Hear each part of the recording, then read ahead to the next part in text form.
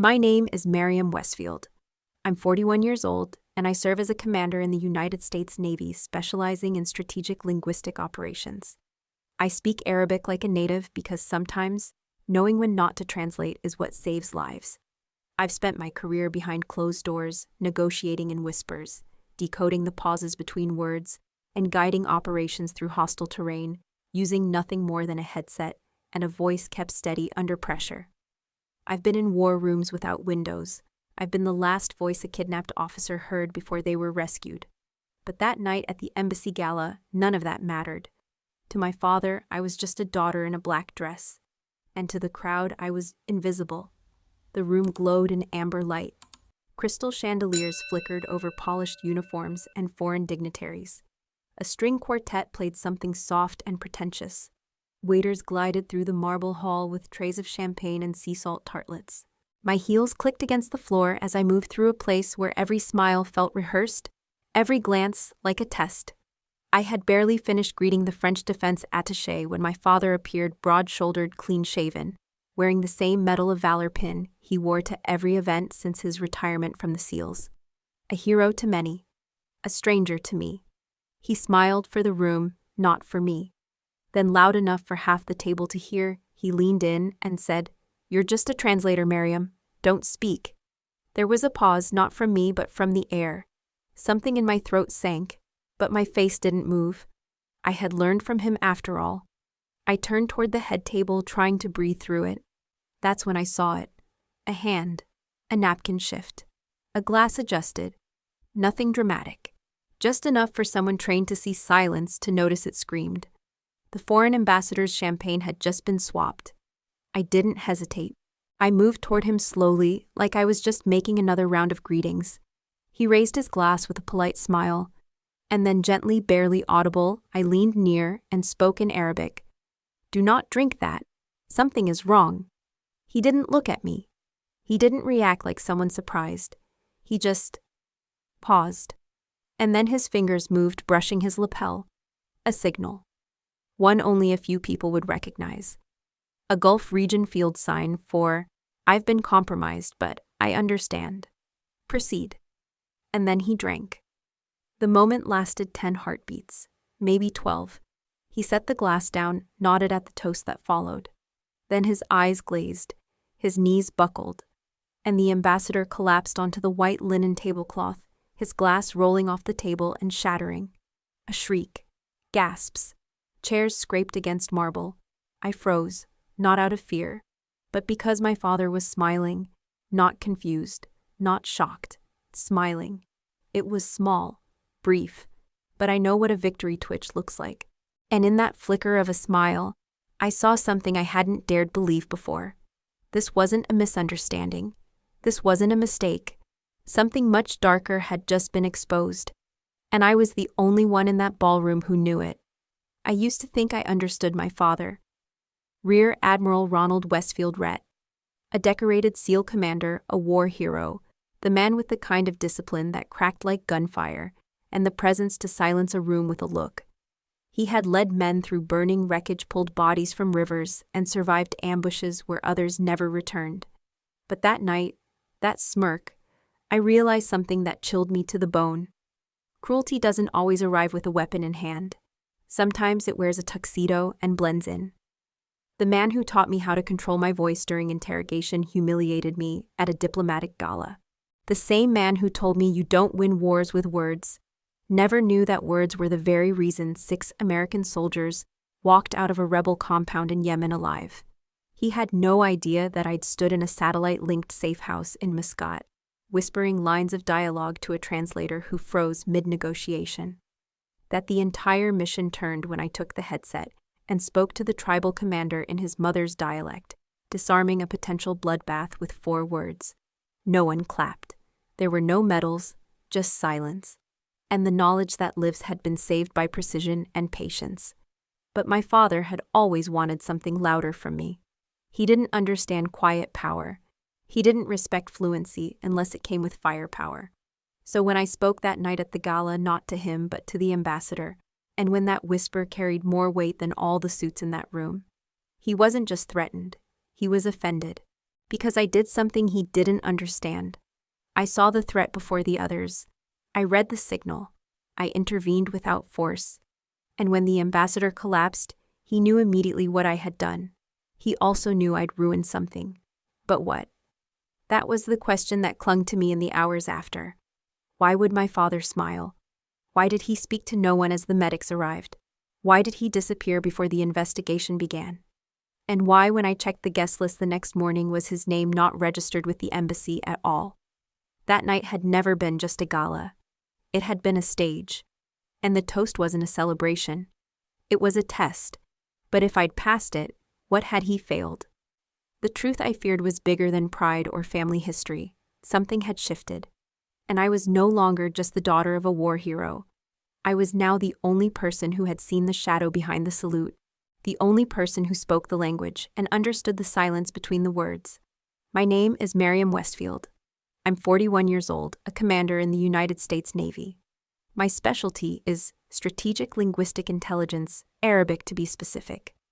Classical Levantine Gulf, North African dialects. I learned it not from textbooks, but from walking markets in Amman and eavesdropping on arguments between imams in Al-Mahra.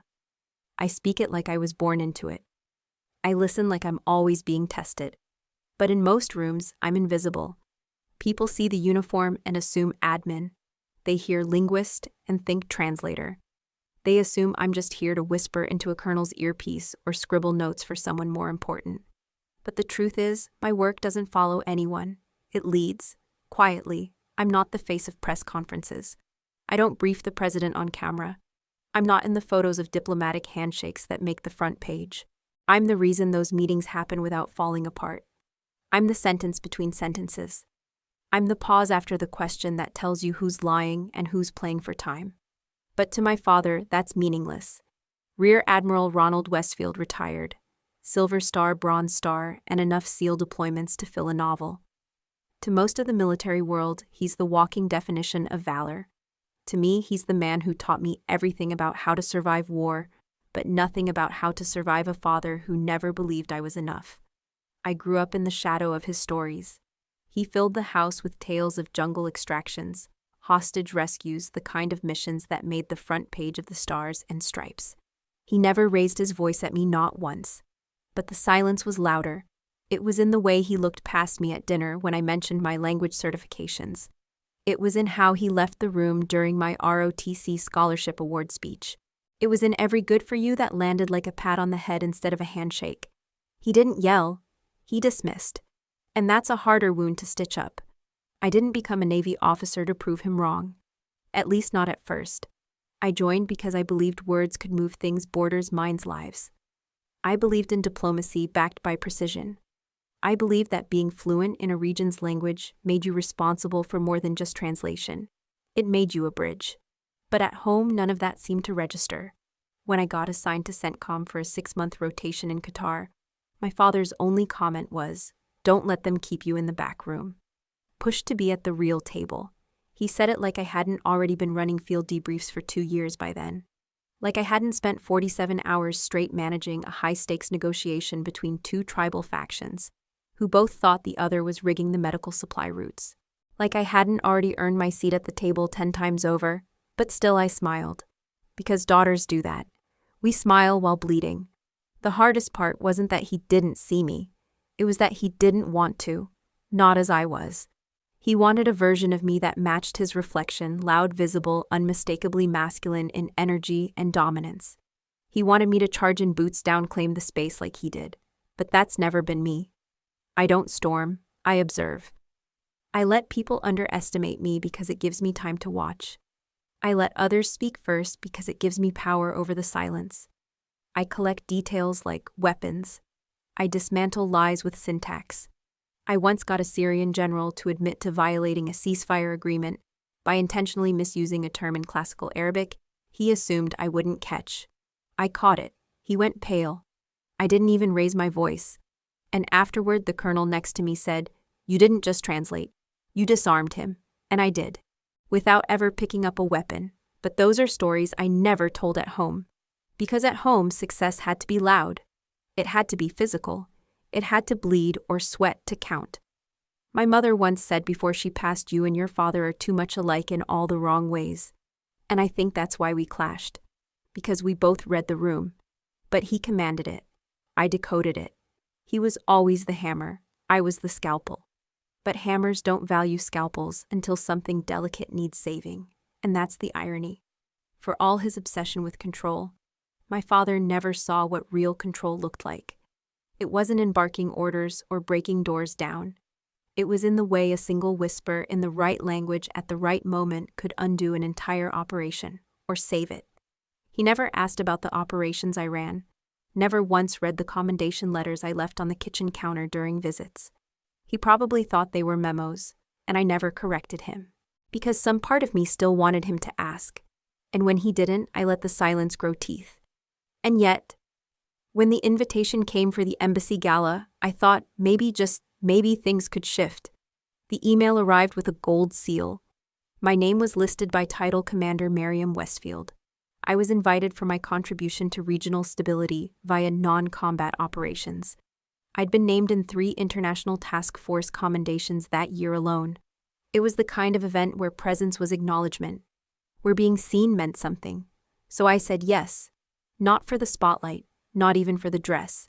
I said yes because I wanted to walk into a room where my work was recognized, maybe not by the world, but at least by my father, just once.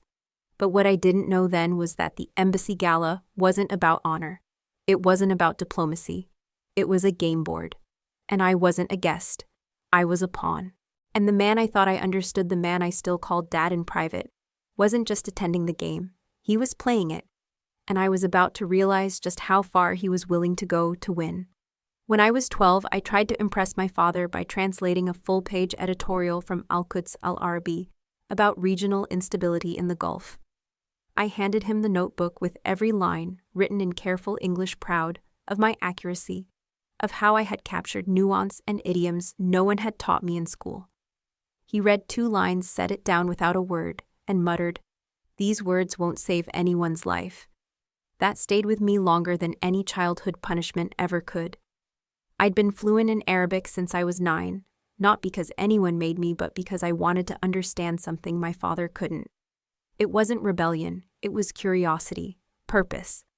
I believed if I could speak the languages of conflict, I could one day interrupt it. But to him, language wasn't a weapon, not a real one, not one that carried weight like a rifle or a kill code. He wanted a daughter who trained for direct action, not dialogue. By 16, I'd stopped telling him when I won language competitions. By 18, I didn't mention I'd been recruited by the Naval Academy's Language Immersion Initiative. By 25, I'd completed my 2nd tour supporting Naval Special Warfare Command in cross-border operations. And he still hadn't asked what I actually did. He didn't say he was disappointed. He didn't have to. He just kept calling me our little translator at family gatherings. He made it sound cute, harmless. As if my presence in intelligence briefings, my field reports, my contributions to 3 recovered hostages in Beirut were all somehow just a side hobby. Like I'd never truly stood in the fire. I remember the day I got my commendation from the Secretary of Defense. My team had decrypted and restructured a tribal communication map in northwest Yemen that ultimately saved 2 Marines caught in a wrong-turn ambush. I called my father that evening. He didn't pick up. The next morning, I got a text, "Congrats. Just remember to keep your head cool. This stuff fades fast." There it was again, that careful dismissal dressed up as advice. Like excellence only counted if it came with blood in the sand or medals earned through brute force. But what he never understood was, my work was surgical. It was invisible by design. Because when you're doing it right, no one knows you were even there. And maybe that was what hurt the most. Not the lack of praise, but the complete absence of interest. He didn't ask how I'd pulled off that operation. He didn't ask what it felt like to hear a hostage's breath catch when I delivered the extraction code in Arabic. He never once asked how I slept after translating threats from men who didn't know I was listening. He wanted me to carry a rifle. I carried voices. When I was invited to give a closed-door briefing at the Pentagon, one I was told had directly influenced policy around civil liaison operations in Northern Africa, I emailed him a picture of the pass with the word, "Thought you'd be proud." He replied the next day, "Don't let them box you into clerical work. Push for the field. Clerical work." I sat in my car after reading that in the parking lot. outside joint base, Anacostia, gripping the wheel until the rubber squeaked under my palms. Because I knew he would never see me the way I had hoped. He wasn't built to recognize quiet resilience. To him, if it didn't leave a scar, it didn't count. I had scars, but they weren't the kind you could show. They lived under my skin, in the silence between his words, in the pauses after I told him something that meant everything to me and got nothing in return. They say time heals. I don't believe that.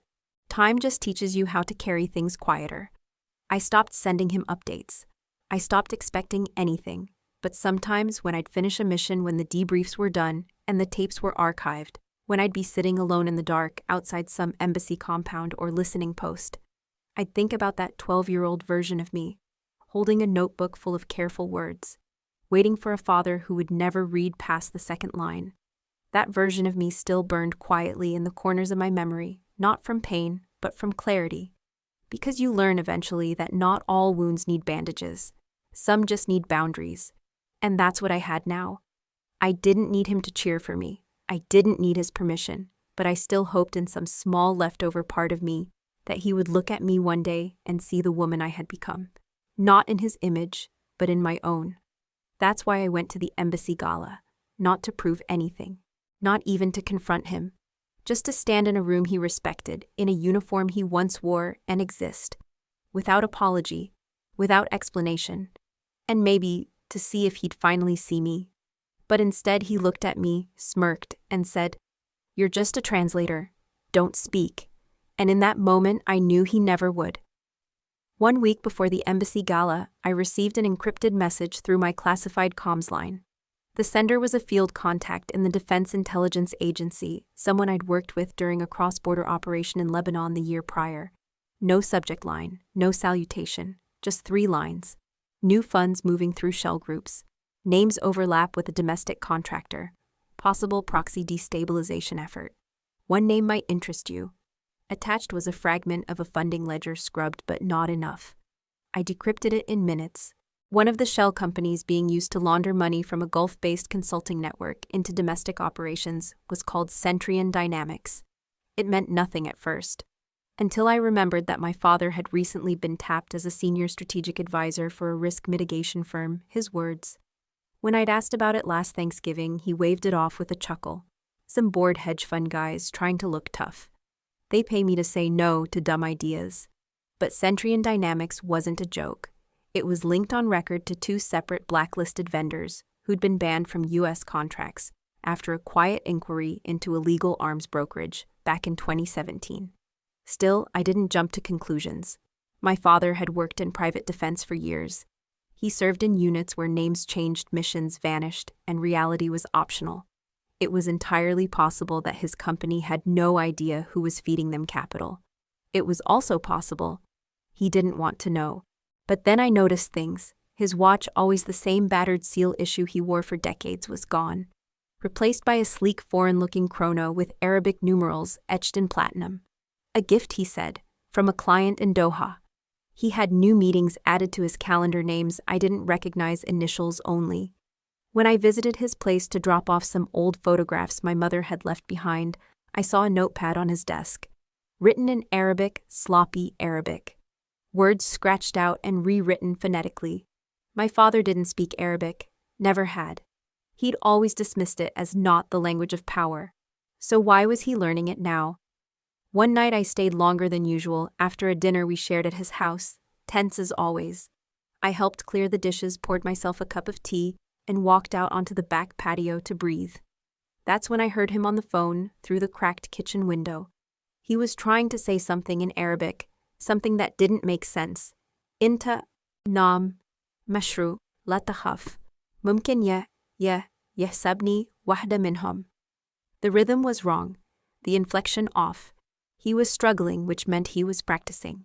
Not performing, not mimicking, studying. And there was one phrase that jolted me. He might think I'm one of them. I didn't move. I didn't even blink. I just stood there, the cold ceramic cup pressed against my palm, until he ended the call and stepped outside. He didn't know I'd heard. He didn't even see me in the shadows. But I saw him. He looked tired. Not weak, but worn. as if he was holding something in place that wanted badly to collapse. We said goodnight. He hugged me. It was awkward but not unusual. That was our dynamic distance disguised as formality. But my instincts had kicked in. Not fear, pattern disruption. That's what we're trained to notice. Not what's loud, but what's off. A man who never cared about regional dialects now muttering his way through conjugations. A company that doesn't advertise suddenly added to sensitive financial flows. A SEAL commander who once said words don't win wars, now stumbling through them like a desperate cadet. Something was happening, and I was no longer sure if he was the player or the pawn. 2 days later, I accessed a restricted interagency brief through a joint task force channel I'd been granted access to during my Bahrain rotation. The report outlined several regional destabilization efforts, being amplified through anonymous information leaks, each tied to subtle narrative disruptions inside Western diplomatic circles. One of the patterns using trusted retired military officials to introduce controlled misinformation into briefings and advisory sessions. They weren't planting bombs. They were planting bias, not with lies, but with carefully framed truths. The kind of truths someone like my father could easily be convinced were patriotic, necessary, even noble. If someone wanted to manipulate a man like him, they'd know exactly which buttons to press. Pride, legacy, the need to stay relevant, especially after retirement, especially after his name stopped showing up in mission orders, especially after he realized that the daughter he once dismissed was now sitting in rooms he no longer had access to. I didn't want to believe it, but belief had nothing to do with it. I was staring at the alignment of signs, and every single one pointed to something I wasn't ready to face. My father, my mentor, my critic, my measure of success might be compromised. And worse, he might not even know it. Or he did, and didn't care. Either way, I had no choice. It was time to stop wondering, and start watching, carefully, quietly, like he'd taught me. Except this time, I was watching him. The invitation arrived in a thick cream envelope sealed with the golden crest of the Qatari embassy. My name was embossed in precise serif Commander Merriam Westfield. I ran my fingers over it twice, making sure it was real. Formal diplomatic invitations didn't come often, not even for someone in my position. And certainly not with a personal signature from the ambassador himself. The language was careful. In recognition of your contributions to strategic alliance operations and cultural diplomacy, you are cordially invited to an exclusive gala honoring U.S. Gulf cooperation. At first, I thought it was a recognition of quiet work. Finally, someone had noticed. I told myself it made sense. I'd recently completed a high-level mediation between 2 Gulf envoys over an oil rights dispute. I'd received a private commendation off the record, of course, for keeping it from erupting into a PR disaster. So when the gala invite came, it felt like a quiet nod from the world I'd served for 2 decades. Not a medal, not a headline, but a moment of acknowledgement. I said yes immediately. I even let myself imagine what it would feel like to walk into that ballroom dressed in a navy silk gown, shoes, polished to a mirror shine, my hair swept up. Not for vanity, but for poise. To stand there, not as someone's daughter, not as just a translator, but as Commander Merriam Westfield, contributor to diplomacy, protector of peace. But I see it clearly now. That invitation wasn't a reward. It was a containment strategy. They didn't invite me because they valued my presence. They invited me so I wouldn't be absent. Because if I hadn't been there, I might have been somewhere else watching more closely. Because if I was in that room surrounded by crystal chandeliers and curated toasts, I'd be framed inside the picture, not behind the lens. And because if something went wrong, if someone collapsed, if the plan unraveled, I'd be too close, too emotionally compromised to see it for what it was. They counted on my loyalty. They counted on my silence. But they didn't count on how well I'd been trained to see things others miss. I was standing near the ambassador's table when I saw it. The switch. It took less than a second. One waiter stepping away, another stepping in. Subtle but not seamless. I noted the tremble in the hand, the brief pause between the replacement of the flutes, and something snapped awake inside me. It wasn't paranoia, it was pattern recognition. That whisper in the bones that military linguists know better than anyone. This doesn't fit. I started walking before I knew I had moved. I drifted closer under the guise of small talk, angling myself toward the ambassador. He was smiling, preparing to raise the new glass. I whispered in Arabic, "Don't drink. Something's wrong," and he understood. He didn't flinch, he didn't speak. He simply adjusted his cufflink, an old signal, one I recognized from interagency training on Gulf region diplomatic tells. Then as I backed away, he drank it anyway. That was when I realized the game had started long before I arrived. The roles were cast, and I was supposed to be a non-speaking extra. I was never meant to see the switch. I was never meant to intervene. And if I'd been distracted, if I'd hesitated, then the narrative would have played out perfectly. A respected ambassador found dead at a high-profile event. Tragic, unfortunate, unavoidable, and I'd have stood silently, maybe even carrying part of the guilt, assuming there was nothing I could have done. Worse, I'd be cemented forever in my father's eyes as exactly what he always believed me to be. A daughter who observes but does not act. But I did act. And that changed everything. Because that whisper in Arabic, that single sentence, it pulled the curtain back on a performance I was never supposed to see. And when the ambassador collapsed, when glass shattered across the floor, when people screamed and cameras started rolling, I looked across the room. And my father was already watching me. His face didn't change. He didn't panic. He didn't rush forward. He just gave me a look. The same one he gave me when I was 8 and spilled water on his briefcase. The same one when I said I was enlisting. A look that said, "You've ruined something." But what I didn't have that answer yet. Not then. But the invitation, it wasn't about recognition. It wasn't about gratitude. It was about positioning. And I had just stepped outside of mine, which meant someone's plan, maybe even his, was about to fall apart. I didn't go home after the gala. I left the embassy in silence, slipped into a black SUV waiting just around the corner, and by 2:17 a.m., I was at an NCIS field facility downtown. There was no time for shock, no time for tears, no time to process that the man who smiled when a diplomat collapsed was the man who'd once taught me how to lace my boots. What I had now was evidence, and evidence needed motion. I activated the microphone embedded in my lapel and uploaded the footage to a secure server under Tier 4 protocol. The camera inside my blazer's decorative button had captured everything: the waiter swapped, the ambassador's hesitation, the drink, the collapse, the look on my father's face. It didn't show his smile, but it showed enough. I filed a rapid incident report, cross-referencing it with the alert logs from DIA, my original source. NCIS sent a liaison, and within hours, a CIA contact joined the conversation. No badges, just code names. We worked in silence, piecing together a trail of money, language, and movement. The first breadcrumb was financial. Through OFAC back channels, I pulled records of wire transfers tied to a shell company registered in the British Virgin Islands called Gulfline Stratsec.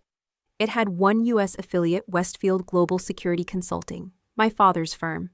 There were irregular deposits, small split, always under $10,000 wired over 3 months, originating from Doha, Riyadh, and one odd case, Khartoum. And they weren't invoices. They were timed, aligned with minor regional events, pipeline inspections, ambassadorial visits, conference dinners. This wasn't just about personal gain. It was about placement. Someone was seeding influence across embassies, like someone planting fuses beneath a floor. The second breadcrumb was linguistic. In the audio from my button cam, I caught a quiet exchange between the waiter and another staffer by the dessert table. Arabic, but off. It sounded like Gulf dialect, Bahraini maybe. But the grammar was fractured, like someone memorizing phrases phonetically. I ran it through our linguistic pattern detection tool. The phrase al-fanajir mutaharaka, repeated twice, translates roughly to "the cups are in motion." But no native speaker would say it that way. It was like someone translating directly from English, not thinking in Arabic. Whoever orchestrated this didn't understand the language, but they were training others to fake it, which meant somewhere someone had created a linguistic front. And then there was the most troubling breadcrumb: the server. The waiter, Middle Eastern male, early 30s, beard trimmed precisely, wearing embassy-issued service credentials, was nowhere to be found. No biometric match, no staff file. His badge fake. He'd entered through the south delivery bay. Surveillance cut out for 5 minutes. Maintenance interference, they said. That wasn't a glitch. That was a hand over a lens. By daybreak, I sat in the Situation Room under a red tag clearance debriefing a joint task force. They didn't look surprised, just tired. One CIA official slid me a tablet. On it still from a drone shot 3 months prior in Basra, a training site with unidentified English-speaking men teaching Arabic with printed cue cards. One of them bore a resemblance to my father's head of operations. I looked up. "He's stateside now," I said. They nodded. And suddenly my father wasn't just involved. He was possibly a node in a system built to manipulate Gulf diplomacy through language misdirection, financial distortion, and weaponized access. And I was no longer a translator. I was a witness. There's a kind of stillness that comes after you realize someone you love might be part of something much darker than you ever imagined. But there's also clarity. Because now I knew this wasn't personal humiliation. This wasn't a father wounding his daughter at a gala. This was a network, and I'd just become the crack in its armor. My next move, not rage, not confrontation, documentation, precision. I compiled everything: the button cam footage, the audio files, a folder of linguistic anomalies, wire transfer timelines, an AI-generated model matching speech inconsistencies to suspect profiles. I encrypted it and sent it to a double-authenticated drop server air-gapped from both military and civilian systems. Because if something happened to me, they'd still have the truth. They'd still know who taught a retired admiral just enough Arabic to be dangerous, and they'd see what he smiled at. Wasn't the ambassador collapsing? It was the sound of a plan moving forward, except now I was moving faster. The phone rang at 6:12 p.m. I was at my desk in the NCIS safe house, light bleeding through the slats of the blinds. My fingers hovered over the encrypted files I'd compiled. Hundreds of pages, images, voice spectrograms, financial pathways. Everything pointed in one direction. I didn't recognize the number, but I didn't need to. I answered. There was no background noise, just a long pause, and then his voice. "Mariam," one word, not a demand, not a reprimand, just a name. He never called me just to talk. Not since I was 16. Not since I chose Arabic over Annapolis. I waited. He said calmly, "What are you working on?" His tone wasn't warm. It wasn't cold either. It was too neutral, too precise. The way someone speaks when they're choosing every syllable like a chess move. I looked at the screen in front of me, the tab that read Operation Whispergate, the folder with metadata tagged to Gulfline StratSec, the one with timestamps of his overseas visits, matched against sudden embassy leaks. I replied without hesitation. "I'm finishing what you left undone."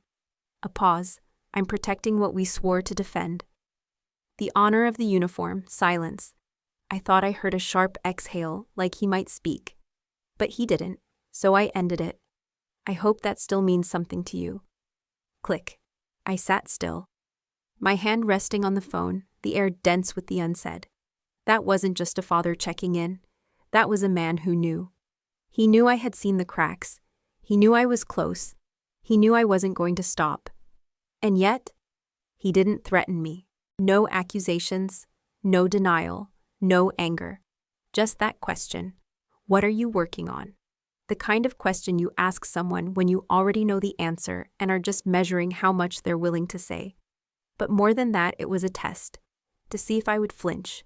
To see if I would lie. To see if I would betray him out of rage. Or stay silent out of fear. I gave him neither. After I hung up, I stared at the blinking cursor on my screen.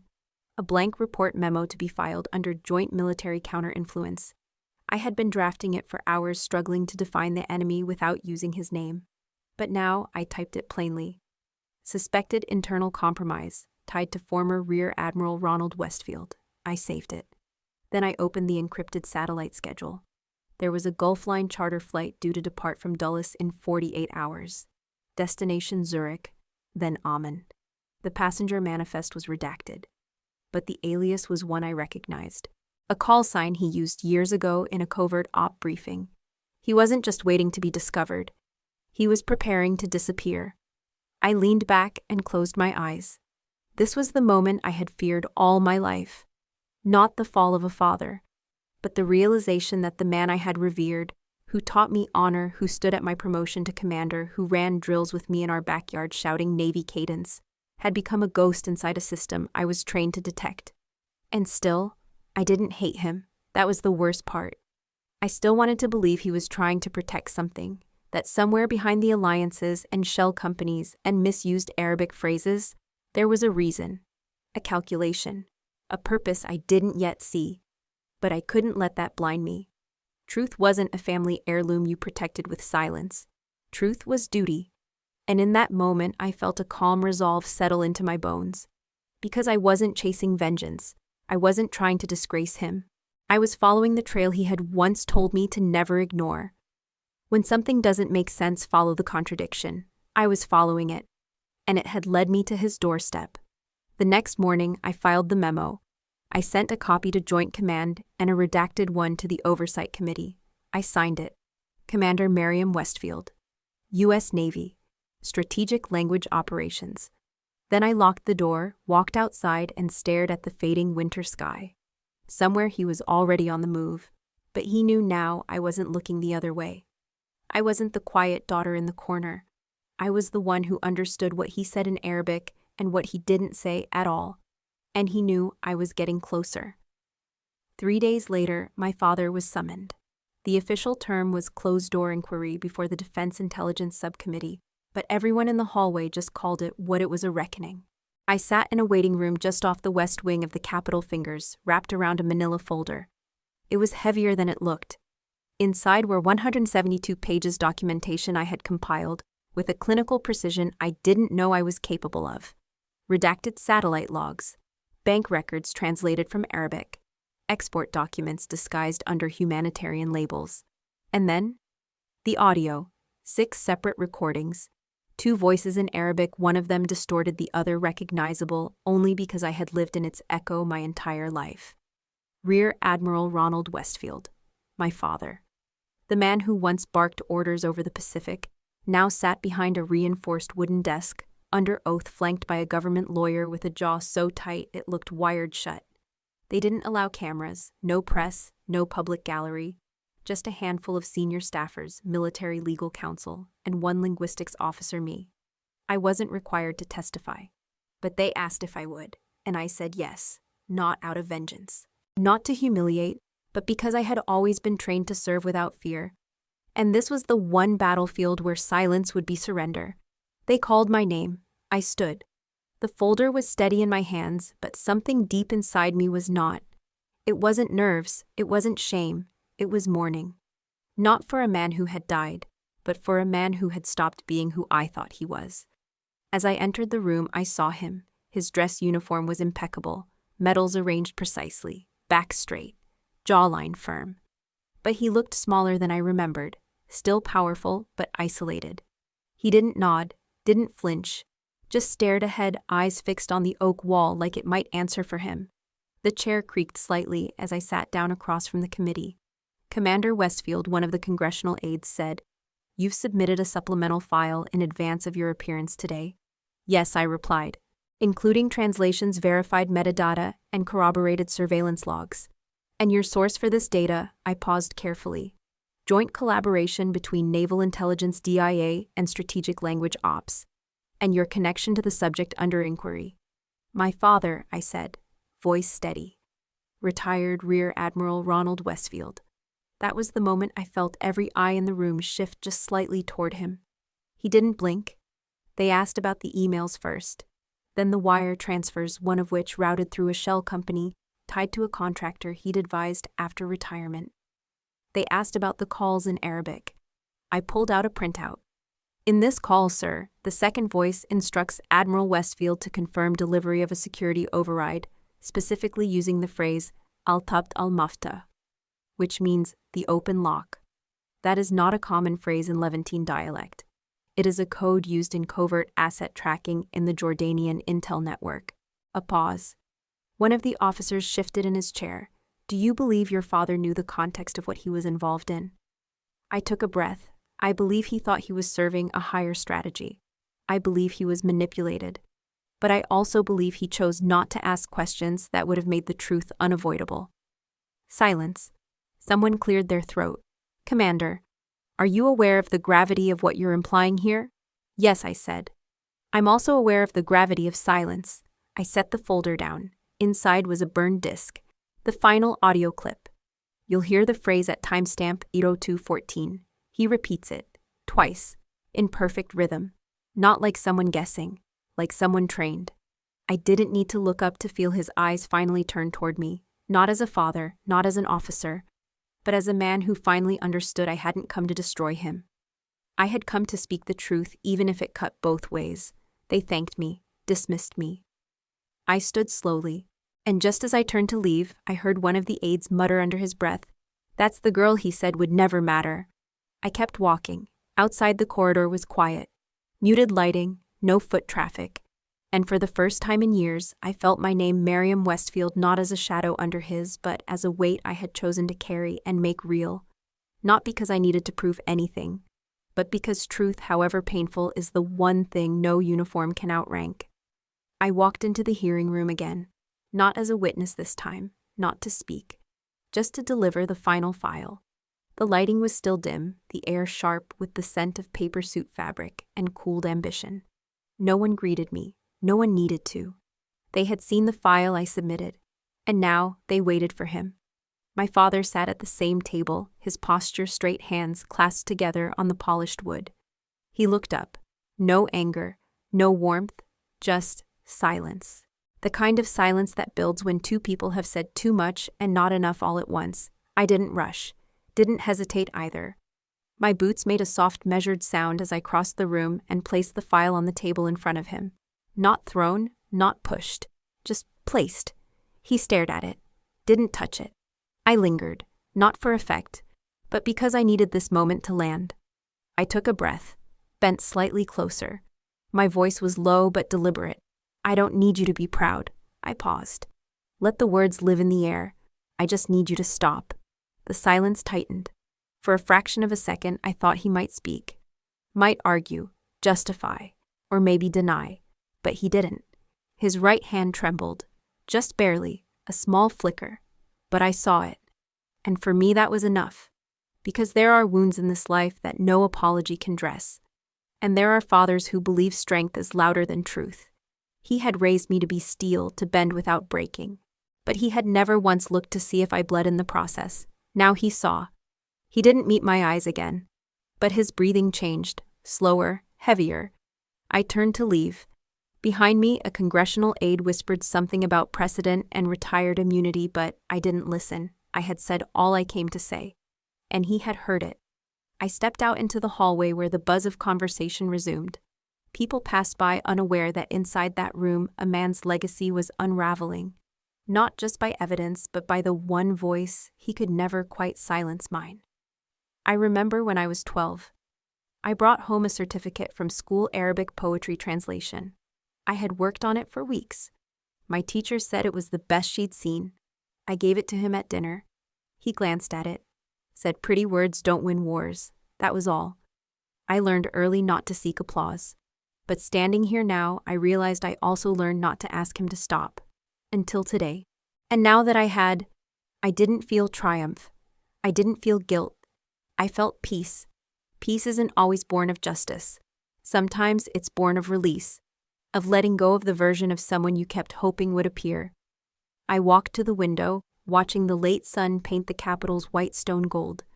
A junior officer passed by and nodded at me just enough respect to say he recognized the name, or maybe the silence I had held in that room.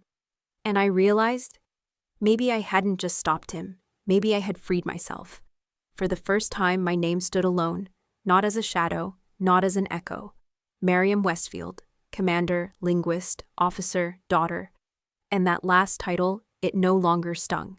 Because I had spoken what needed to be said. Not in anger, not in rage, but in truth. A truth I could finally live with. And one I hoped he would too, even if he never said it out loud. Especially if he didn't. By the time the sun rose over D.C., the next morning my name had already circled the globe. Headlines spun out faster than I could refresh my screen. Rear Admiral's daughter topples operation from within the woman, who whispered at the Gala commander Westfield patriot or betrayer. I didn't respond to any of it. I didn't return calls from Navy PR. I didn't check the messages from old classmates or reporters or extended family.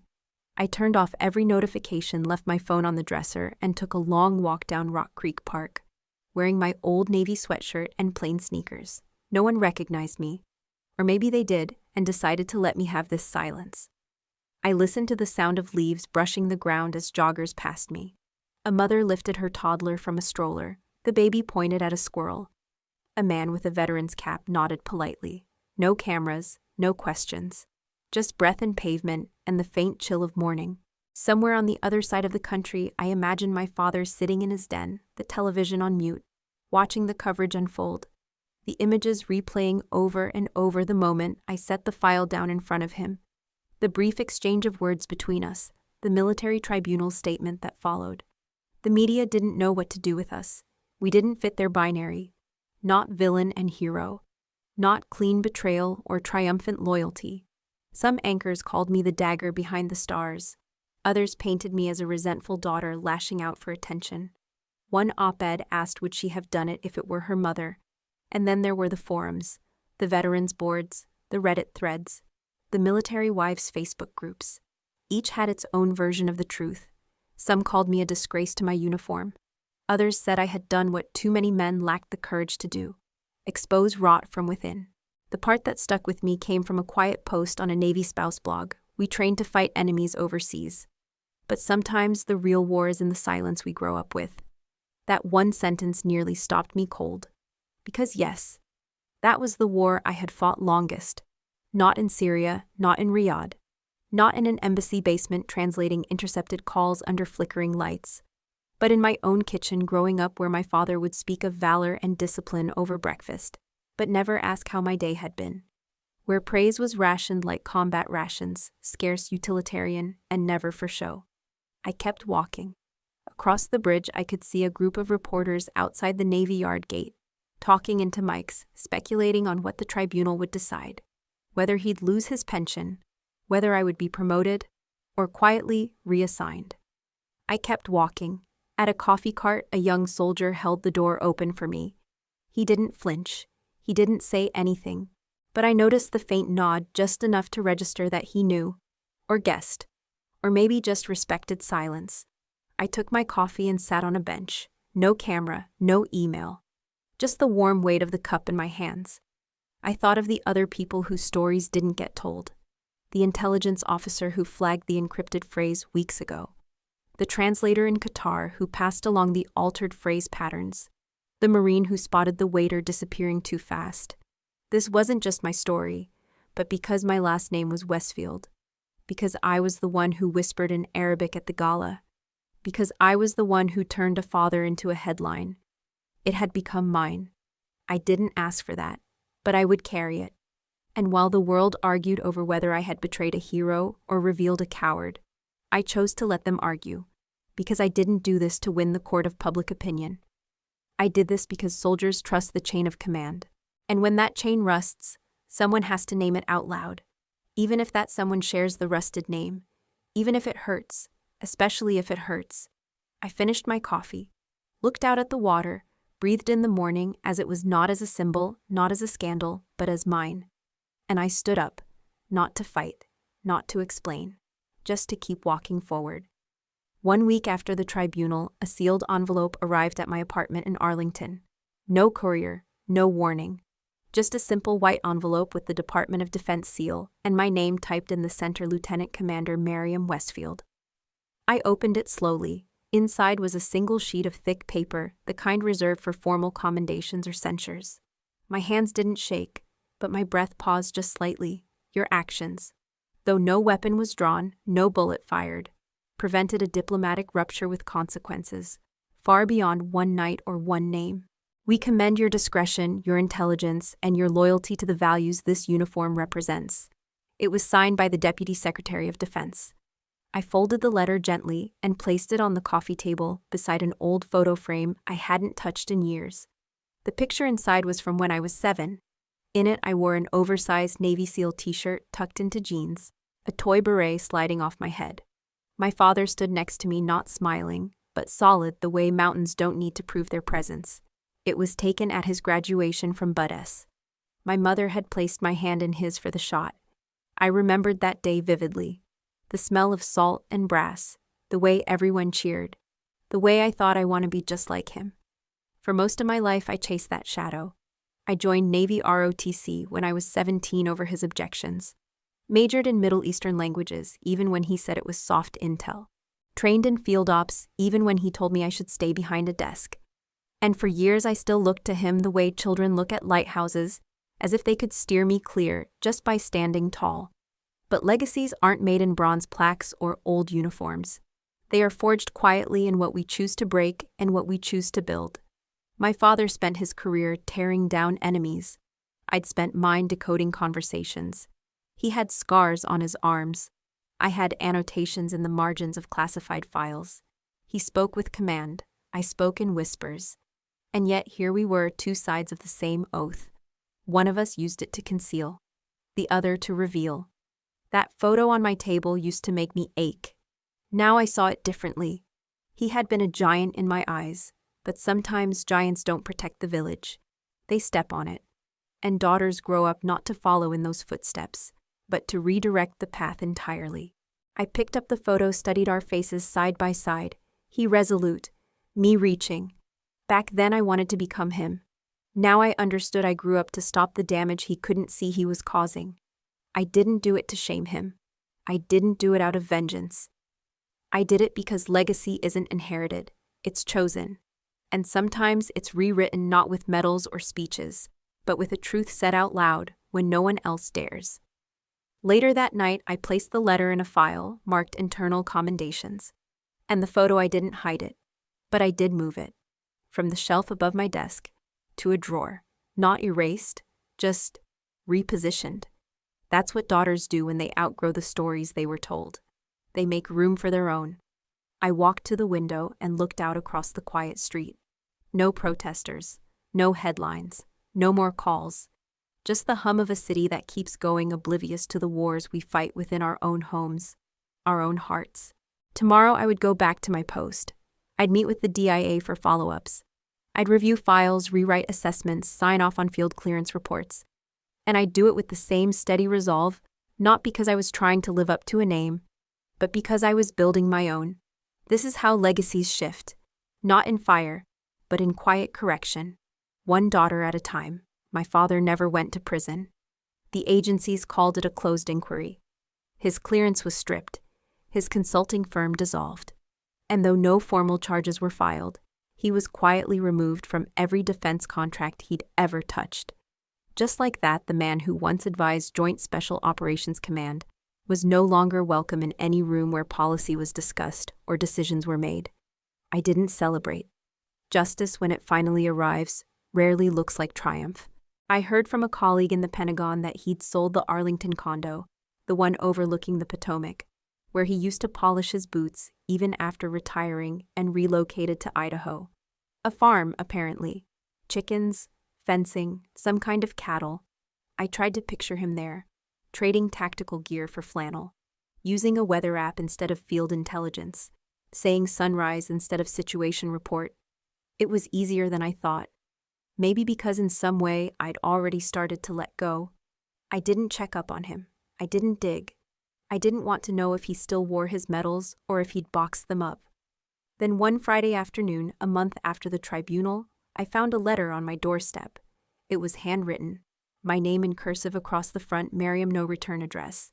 No stamps, no military markings. Just plain white paper folded into thirds, placed in an unsealed envelope. I recognized the handwriting immediately. My father had taught me block lettering when I was 6, said it helped eliminate hesitation. But he only wrote in cursive when it was personal. I didn't open it. I didn't tear it up either. I placed it on my bookshelf, between an old field manual I used to study for language immersion and a slim paperback titled The Art of Listening Under Pressure. And there it has stayed. Weeks passed, then months. I dust around it every Sunday. But I haven't broken the seal. Not because I'm angry, not anymore, but because there are wounds that don't flare with pain, they echo with silence. There's a temptation to believe forgiveness is a light switch, that it happens in a moment triggered by an apology or a gesture. But for me, forgiveness is a process A room I haven't walked into yet. A voice I haven't found the right tone to answer with. I wonder sometimes what the letter says. Is it a confession? A defense, a list of justifications dressed in fatherly concern? Or is it simple 3 words? I was wrong. Even that I don't know if I'm ready to read. Because to read it means to confront not just him, but myself. To ask, did I ever need his approval? Did I spend too long trying to earn it? And now that I've acted against him, is that absence of pride something I still carry? I once believed that exposure, the truth laid bare, was enough. But sometimes it leaves both parties staring at a scar, unsure whether it's healing or just hiding. At night, I sometimes catch myself looking toward the bookshelf, and I think of him waking up in Idaho. Maybe he walks with a cane now, or maybe he's stronger than ever. Maybe he's built a fence that keeps the world out. Or maybe for the first time, he's learned to sit still. People talk about closure like it's a door you shut. But for me, it's a space you preserve not out of bitterness, but out of boundaries. That letter still unopened isn't a symbol of hate. It's a placeholder, a marker that says, I'm not ready.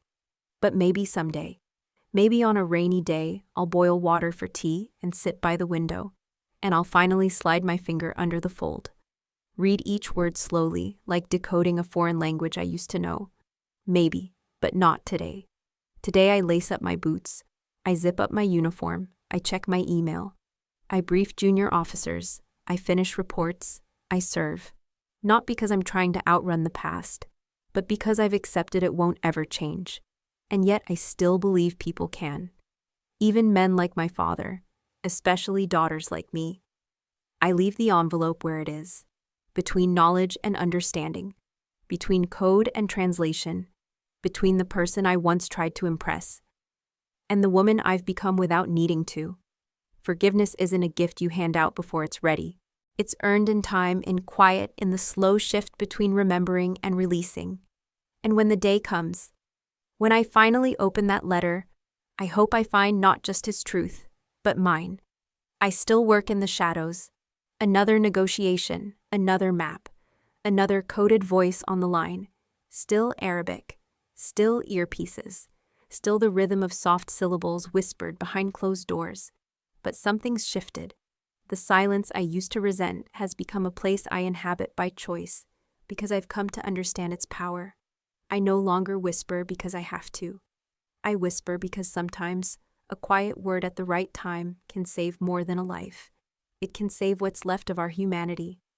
2 months after the hearing, I was asked to assist with a high-stakes deconfliction effort in the Gulf. A rogue drone strike had missed its intended target, landed too close to a protected medical zone. Tensions soared. Every side blamed the other. One spark, and we'd lose what little trust remained. They called me in not because I carried rank, but because I carried the nuance. I knew the dialect. I recognized the tone under the tone. I could hear what wasn't said. In a small beige conference room in Stuttgart, I sat at a round table with military attachés and legal advisors, a translator on each side. The mood was brittle like the air before a sandstorm. Everyone spoke English, but no one was truly listening. Then I leaned in, switched channels, and whispered something in Arabic. Just a phrase. Nothing more than a proverb my grandmother used to say, words spoken in anger build walls. Words spoken in calm build bridges.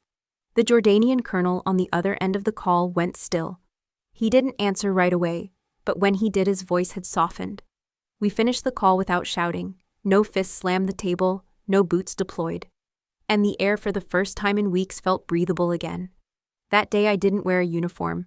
I didn't flash credentials. I just whispered. And I remembered what that used to feel like when I was a child, learning to interpret with my father's voice in my ear, telling me precision saves lives. Back then I thought he meant enemy positions and laser designators.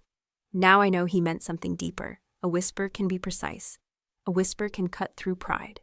A whisper can carry more weight than a shout if spoken at the right moment.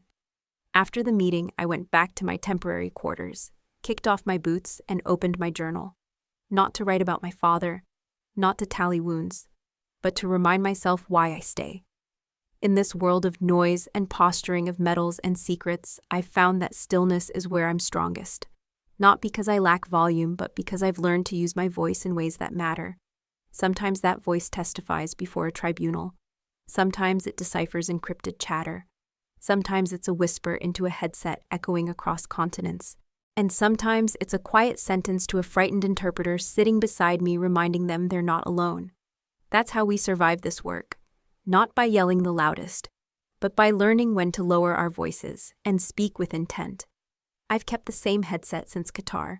The same mic, same switch. I've replaced the foam once or twice. But the core is the same. I guess I like the continuity. The reminder that tools don't fail, people do. When I put it on, I feel the weight of every word I carry. My father used to say language was a weapon. I disagree. Language is a lifeline. It's a rope we toss across divides we're too proud to cross otherwise. And when used with care, it doesn't destroy. It builds. These days, I rarely appear in photos. I'm not the one giving statements or standing on podiums. I sit in the third row. I walk behind convoys. I enter briefing rooms through side doors. But my words still move. Sometimes they're the reason a convoy reroutes. Sometimes they're the reason a mother gets a phone call instead of a folded flag. And that's enough. It's strange how something so quiet can carry so much weight. How a girl once dismissed as just a translator became the hinge of an operation, the difference between conflict and understanding. I no longer crave my father's recognition. Not because I've stopped caring, but because I've started defining myself on my own terms. He chose silence to control. I choose silence to connect. That's the difference. That's the redemption. And when I whisper now, it's not to hide. It's to heal. It's to remind the world that dignity doesn't need a microphone and truth doesn't always arrive with applause. I'm still here, still whispering, still fighting for the kind of peace that doesn't show up in headlines, but changes everything. And if that's all I ever do, it will be enough. I didn't win against my father.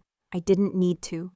This was never about victory, never about proving him wrong in front of a tribunal or a camera or a nation. It was about being seen. Not as his echo, not as his proxy, not as the quiet shadow standing behind a larger-than-life name, but as myself, as a human being, as a soldier of a different kind, as a woman who could hear danger before it spoke and whisper back with something stronger than fear. The truth is, I spent most of my life trying to earn a man's pride who never learned how to show it. He handed me silence when I needed guidance, dismissal when I needed belief, and the weight of legacy when I was too young to even carry my own voice. And maybe you know that weight. Maybe someone watching this right now is still carrying it worse, believing it's their fault. Maybe you were told you're too soft, too loud, too slow, too much.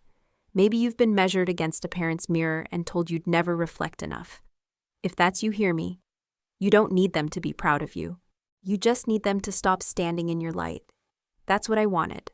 Not applause, not medals, not even closure, just space. Space to live a life of my own design. To make peace in the way I understood it. To whisper not because I was forced to, but because it worked. I never wanted revenge, not truly. Revenge rots what it touches. What I wanted was a reckoning, a stop. Not for his sake, but for mine. And I got it. The day I placed that file on the table, looked into his eyes and said, I don't need you to be proud. I just need you to stop. Something inside me settled. Not because he answered. He didn't. But because I no longer needed him to. You see, dignity isn't granted by others. It's claimed. Quietly, firmly. Not in triumph, but in truth. I walk forward now without that shadow behind me. I still carry his name, but no longer his silence. I still remember his lessons, but choose my own limits. And if I ever have a daughter, I will never make her earn her voice. I'll teach her to whisper when she must and roar when she chooses. Not for me. Not to prove anything, but because she can. So if you're watching this and you've been dismissed, minimized, erased by someone who should have seen you, I want you to know your worth is not in their recognition. Your strength is not in their permission. Your life is not a stage for their redemption arc. You're allowed to outgrow their silence. You're allowed to redefine legacy. You're allowed to be seen even if they never look. I didn't win against my father, but I stood. I stayed. I whispered when it mattered. And I walked away with my soul intact. Sometimes that's the victory that matters most. I no longer dream of becoming someone great.